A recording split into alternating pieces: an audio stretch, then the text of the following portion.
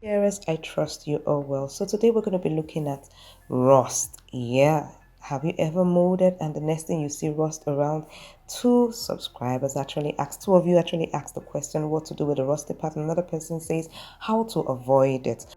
I am going to be showing you some tips on how to do that. The first one is prevention. Yes, how do you prevent it? The way to prevent it is to buy rust resistant or rust free thumb tags.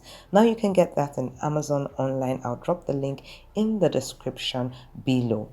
Okay, the next one is once you're done, you can cut it off. So that means when you're molding, ensure that you give an excess of the material so that you can cut all the rust away and it doesn't, it's not in your fascinator base. Now the next thing you can do is to cover it up with your bias or Peter Sham, just in case you have any left or really you still have those things around. You just cover it up. And the last thing you can do is to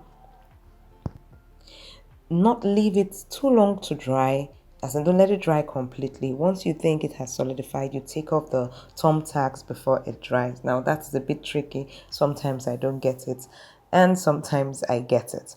Now, if you have any other way we can prevent or also to solve the rust issue when molding our fascinator base or hat base, please do let us know in the comment section below. You would be helping or saving someone. And if you gain value from this video, please do give me a thumbs up and go ahead to subscribe to this great channel that gives you a lot, not just the DIYs, but also tips and tricks.